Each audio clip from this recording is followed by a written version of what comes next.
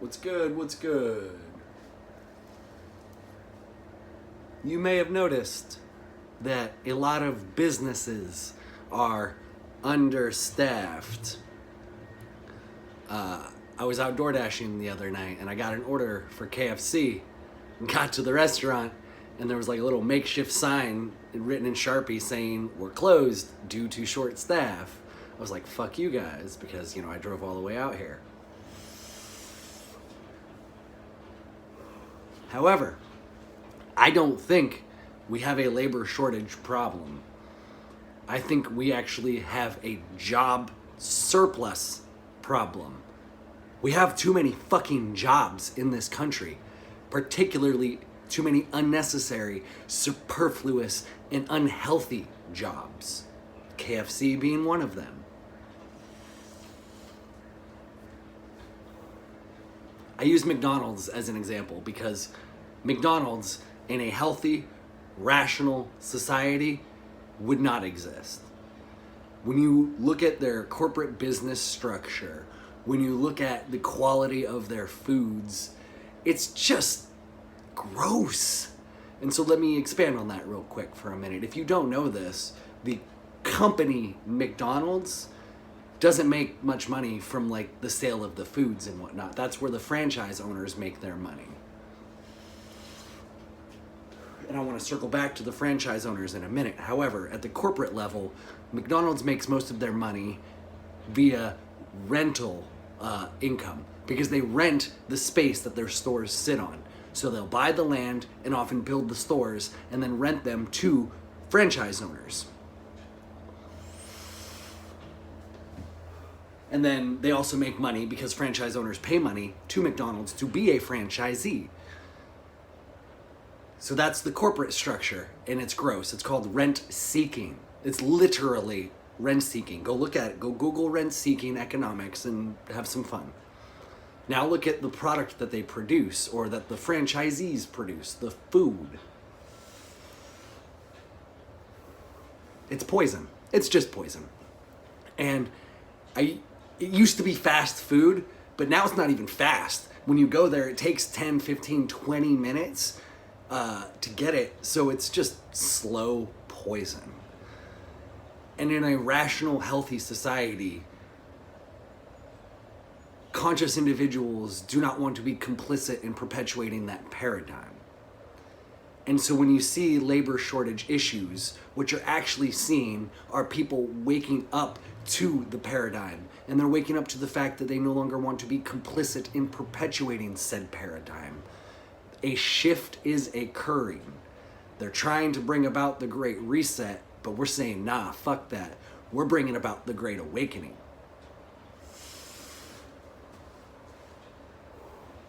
And so I wanted to circle back to franchise owners for a minute. Because if you are a franchise owner, you're technically like a small business owner, right? That little restaurant is your business. If you're not actually in your fucking store working, you're not a good boss, you're not a good manager, you're not a good business person. To expect other people to make all of your money, that's asinine. So that's another element of this that we need to address.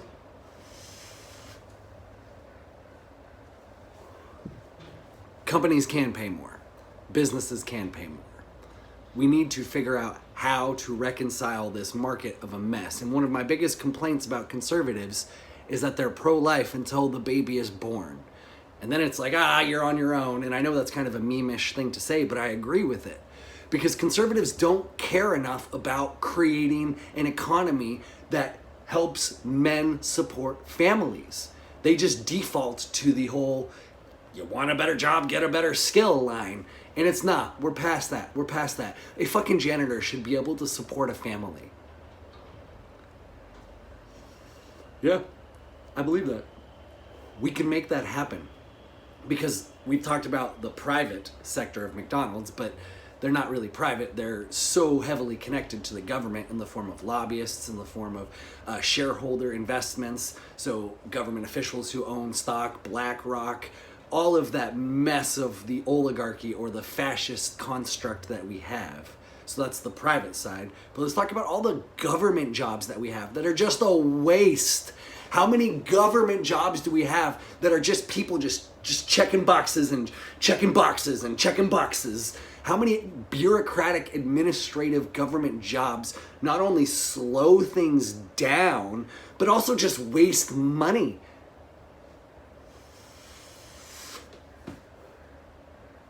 So, we do not have a labor shortage.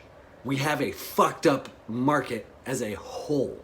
And there's a rebalancing going on. And for us as individuals, we need to ask ourselves, how do we want to contribute to the Great Awakening and to this global shift? I look at small and medium-sized businesses, and I think about this a lot, where if you're struggling to find good employees right now, you're not paying enough.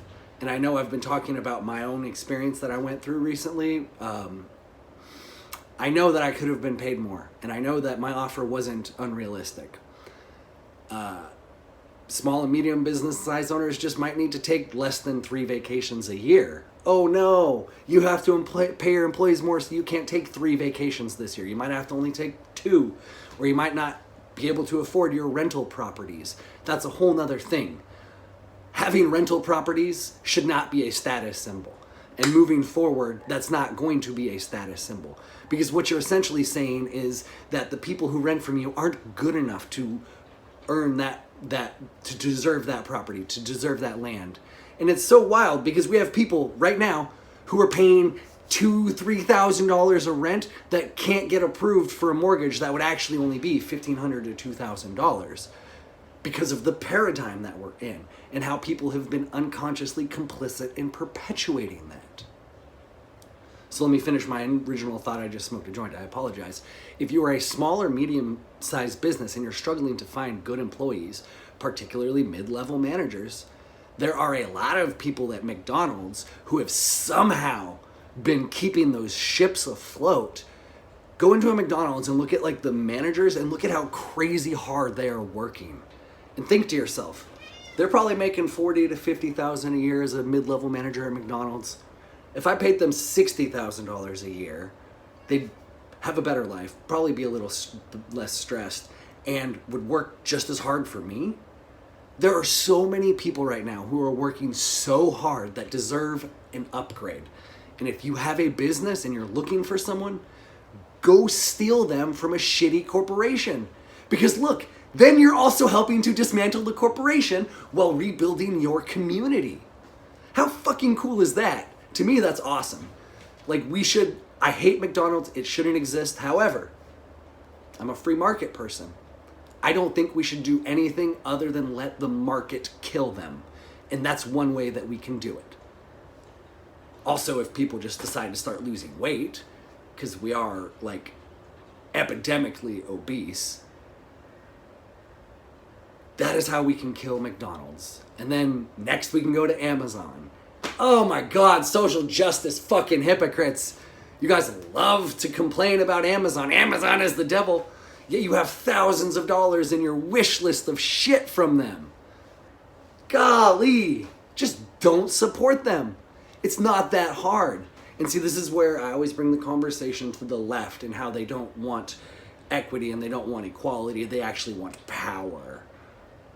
Because they want the power that Amazon possesses, but they want to wield it against you and me. Okay, I'm getting a little dramatic now, but you get the point. There isn't a labor shortage. There is an economic nightmare that we need to work together to crawl out of.